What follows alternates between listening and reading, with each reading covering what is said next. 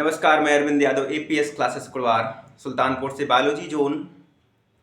आज बातें होंगी टीजीटी पीजीटी बायोलॉजी और जो टॉपिक है हमारी वो है आप सभी के लिए आर्थिक महत्व के जंतु, इकोनॉमिक इम्पोर्टेंस के जो एनिमल हैं, आप किस तरह से उनका कल्चर करते हैं, किस जीव के पालन को क्या कहा जाता है, इसके बारे में यहाँ से कहीं ना कहीं कभी ना कभी छोटे मोटे क्वेश्चन आते रहते हैं। और जब हमारे सिलेबस में है टीजीटी पीजीटी के तो हमें पढ़ना भी जरूरी पड़ेगा। तो इस वजह से आज की जो नॉर्मल एक सामान्य रूप से बात करेंगे तो sericulture, apiculture, poultry culture, pisciculture, lac culture, pearl culture and other prawn culture. तो ऐसे ही ये जो संवर्धन है यानी किस जंतु के पालन को क्या कहा जाता है।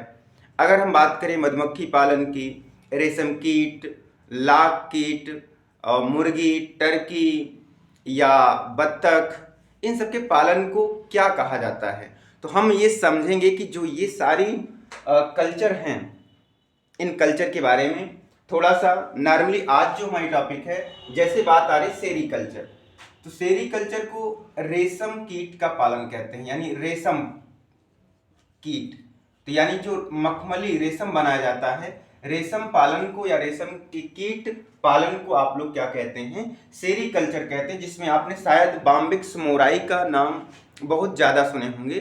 तो बाम्बिक्स मोराई जो शहतूत के पेड़ पर पाला जाता है और उसके कल्चर को सेरीकल्चर कहते हैं। दूसरा आता है आपके पास एपीकल्चर। तो एपीकल्चर जो कि मधुमक्खी पालन को कहा जाता है, मधुमक्खी पालन को, तो यानी जब मधुमक्खी पालते हैं, शहद बनाते हैं, उससे मोम बनाने का काम करते हैं, तो उस कल्चर को जो है आप एपीकल्चर कहते हैं। उसके आफ्टर दैट आ रहा है आपका poultry culture. Poultry culture means आप ये देखेंगे कि मुर्गी, मुर्गा कुछ भी हो, ठीक है ना, बत्तख और टर्की, ये सभी आते हैं पोल्ट्री कल्चर के अंतर्गत।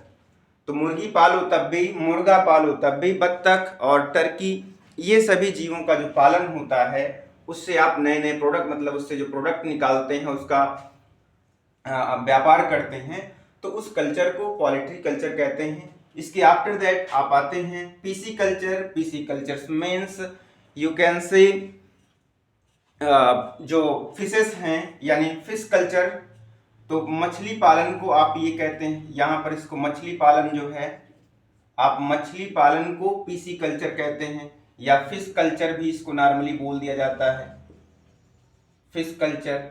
तो उसके आफ्टर लैग कल्चर, यानी लाख कीट, ठीक है, जैसे लाख कीट पालन, तो इसमें जो है लाख कीट पालन में भी एज लाइक आपका सेरीकल्चर नजर आता होगा, बट जो सेरीकल्चर और लैग कल्चर जो है अपना वो अलग अलग इंपॉर्टेंस के रूप में है।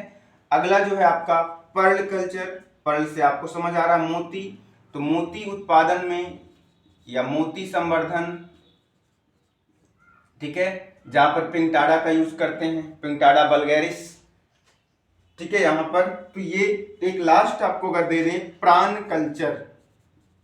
प्राण कल्चर यानी कि झींगा जो मछली है, मछली का रूप है बट आर्थ्रोपोड है, जलीय मछली है, आर्थ्रोपोडा का एक जेलीफिश, सॉरी प्राण कहते हैं उसको। जो प्राण का कल्चर होगा उसे आप प्राण कल्चर के नाम से ही जानते हैं, और इसका उत्पादन जो है ना भारत में फर्स्ट पोजीशन पे है, पहला, और जनसंख्या में भारत भी पहले स्थान पे आ गया है, ठीक है। बहुत कुछ पहले स्थान पर इंडिया चल रहा है, बेरोजगारी में भी पहले स्थान पे आने वाला है, ठीक है ना। तो ये सारी बातें जो है, हर चीज इंडिया जो है प्रथम चलने वाला, चलने और बहुत ज़्यादा समय नहीं लगेगा, चल जाएगा, ठीक है।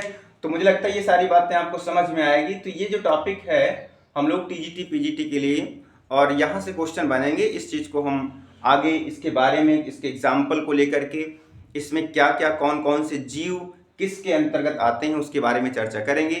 आप इन वीडियो को अपने दोस्तों में ज़रूर शेयर करें बायोलॉजी के लिए। जय हिंद, जय भारत।